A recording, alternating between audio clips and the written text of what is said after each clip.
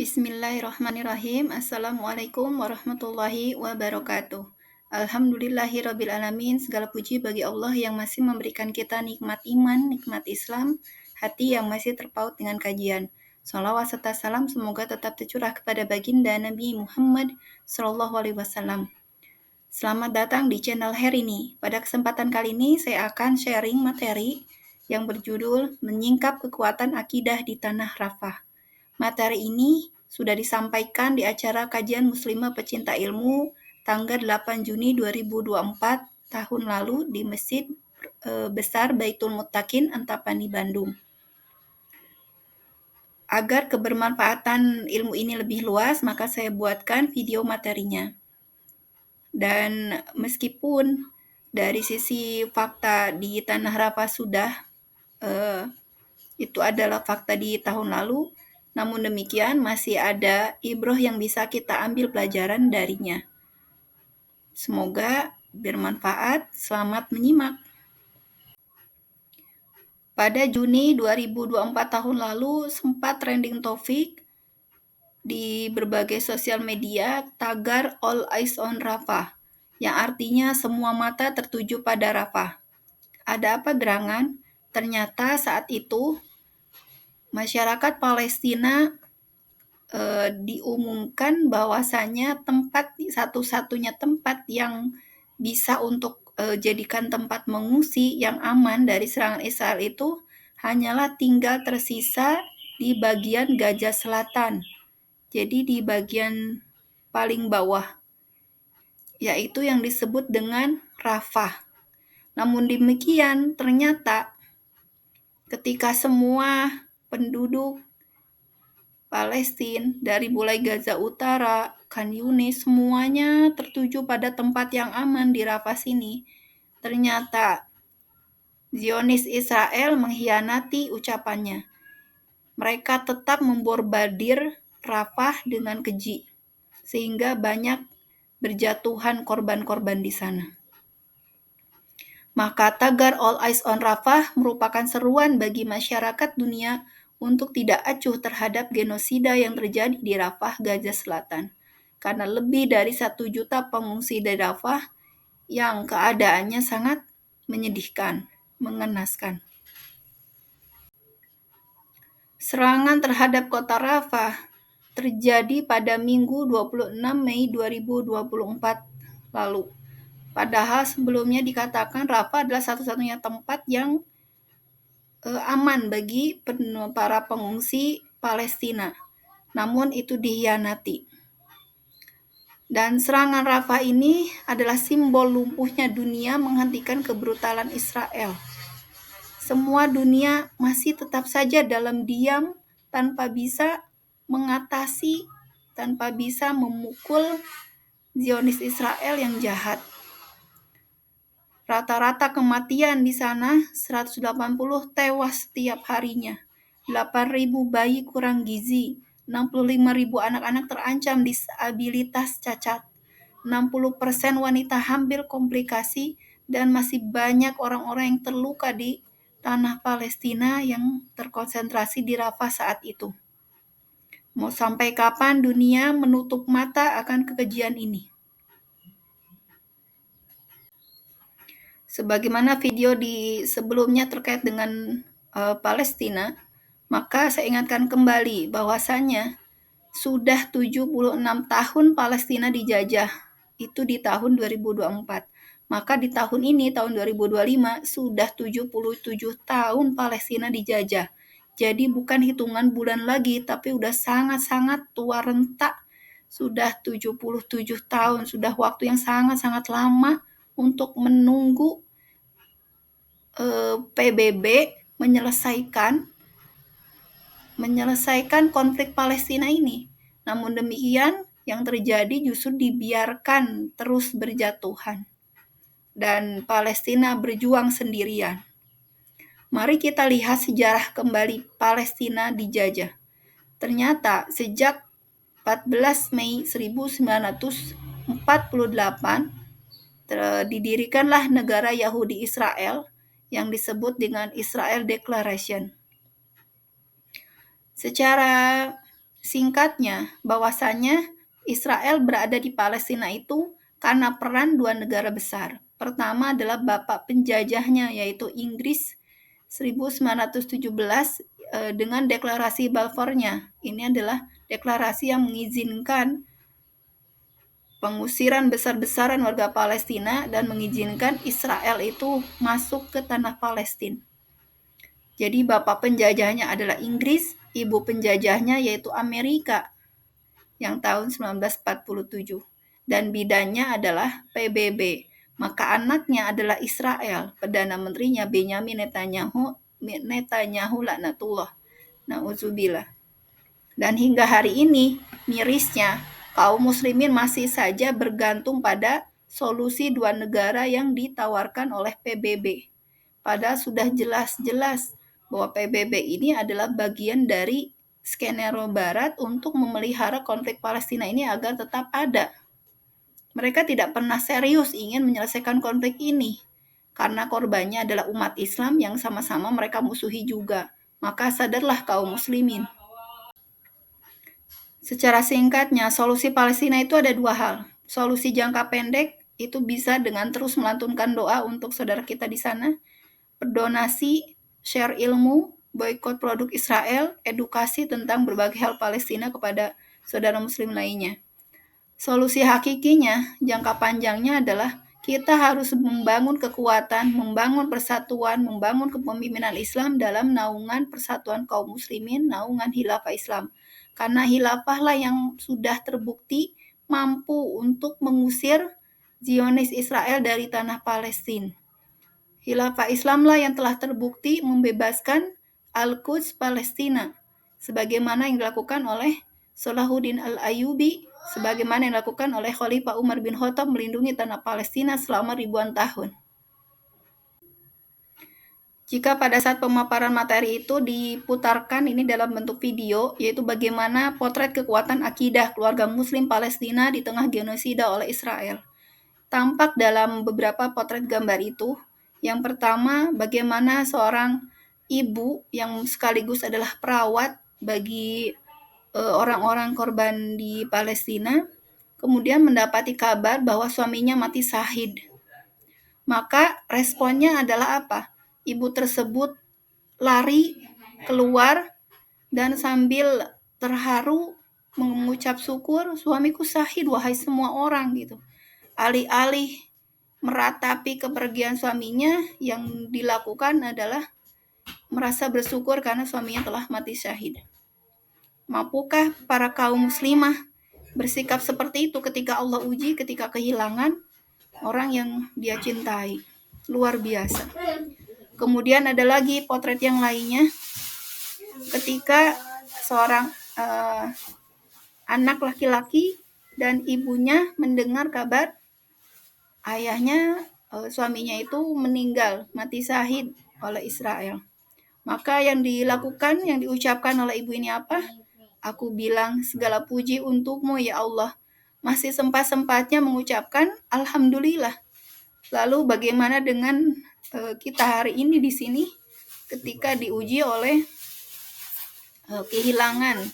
Masih mampukah lidah ini untuk mengucapkan syukur kepada Allah?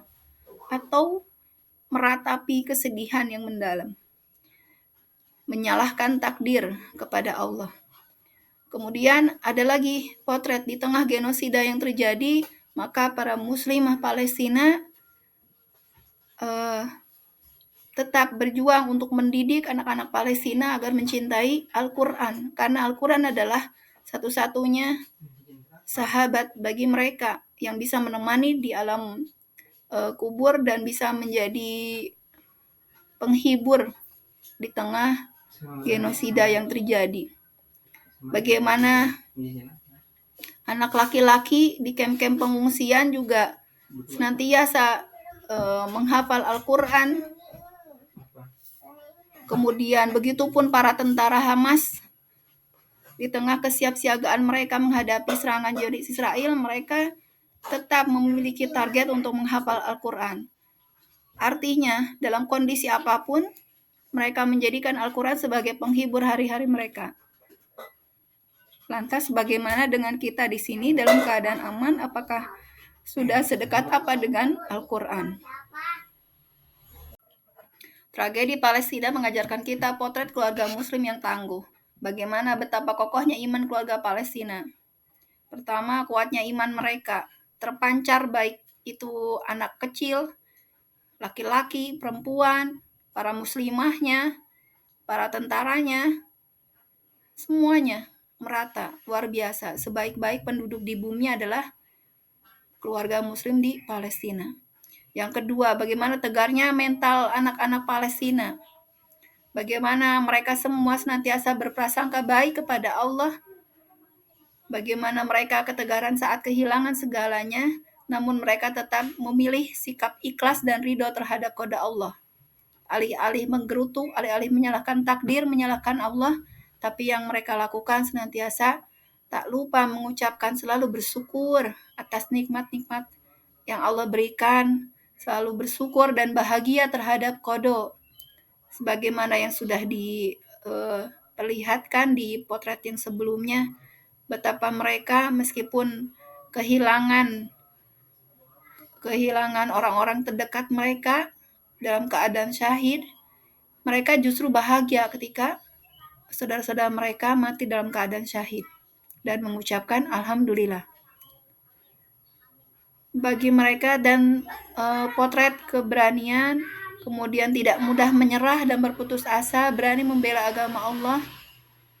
Dan di saat semua dunia diam selama 77 tahun tidak mampu untuk menyelamatkan mereka, maka mereka hanya berharap bergantung kepada Allah.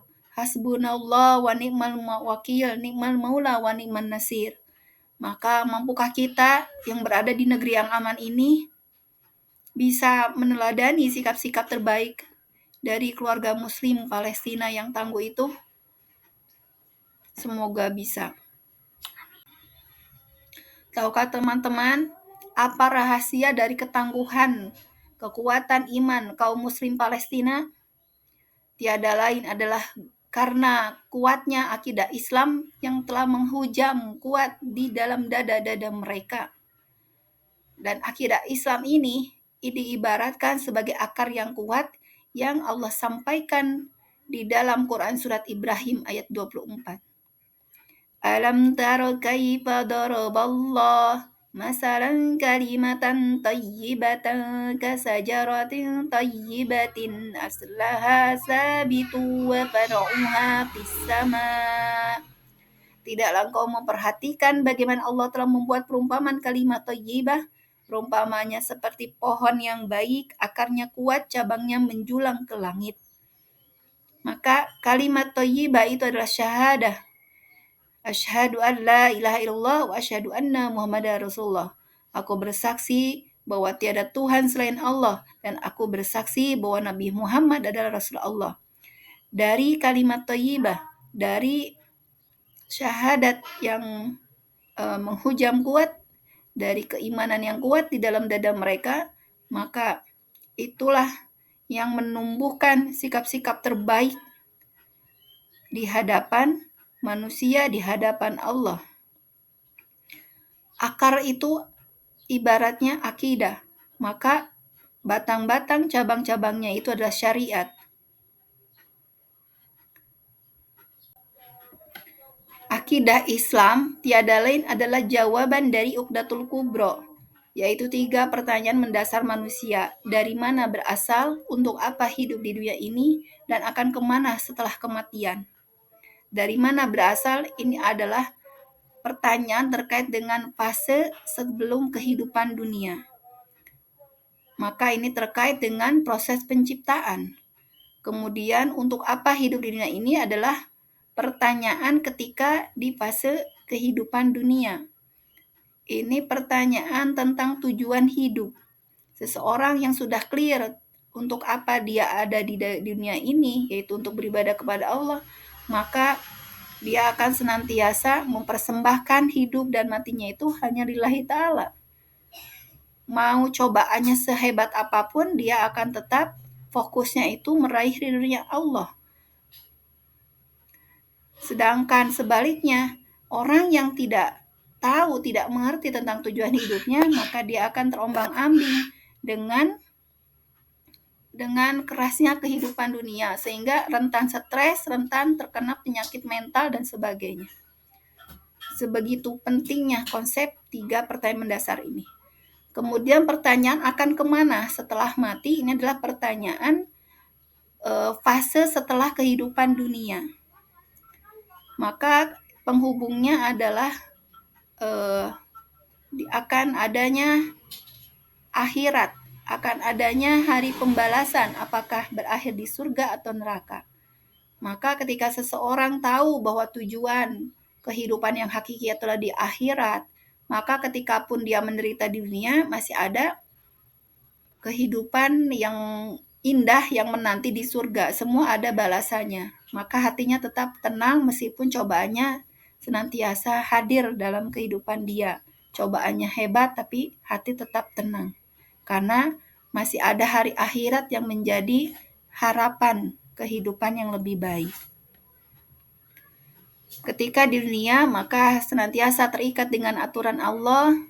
Seperti tadi, Muslim Palestina senantiasa dekat dengan Al-Quran.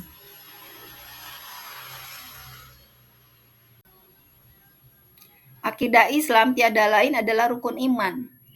Dan ini akan menjadi pondasi terkuat bagi anak dalam hidup. Dan merupakan warisan terbaik orang tua kepada anaknya. Dan merupakan kunci keselamatan dunia akhirat, kunci kebahagiaan dunia akhirat. Sebegitu urgennya akidah Islam ini untuk kehidupan kita. Maka akidah Islam sejatinya adalah rahasia besar kekuatan kaum muslimin di Palestina dimanapun berada. Maka wahai muslimah, sadarilah kehebatan akidah Islam yang powerful sebagaimana para muslimah Gaza. Kondisi ruhiyah dan ibadah mereka tinggi, dan itu sebagai senjata untuk mendapat pertolongan Allah. Senantiasa menjaga wudhu dan menutup aurat, karena mereka khawatir kapanpun bom Israel itu akan bisa membuat mereka mati.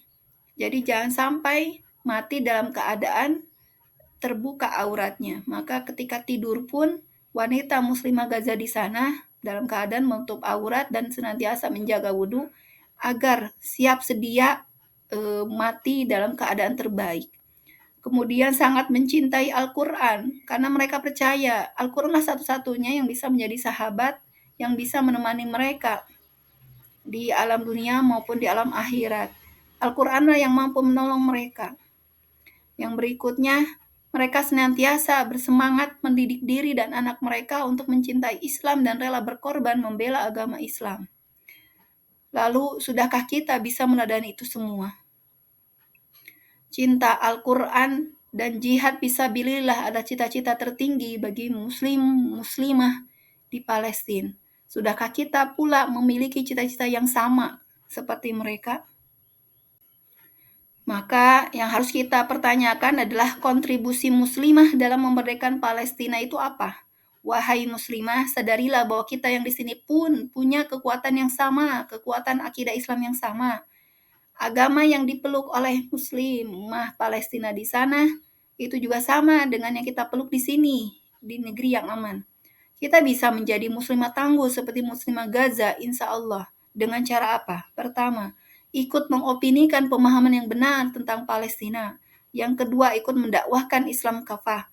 Yang ketiga, ikut bergabung dalam kelompok dakwah yang memperjuangkan kembali tegaknya Islam. Yang keempat, mempersiapkan anak-anak menjadi pembela Islam. Maka dengan kajian intensif Islam kafah, kemudian dengan memperjuangkan, dengan berdakwah, dan mendidik anak-anak dengan didikan terbaik, maka insya Allah masa depan Islam itu akan cemerlang.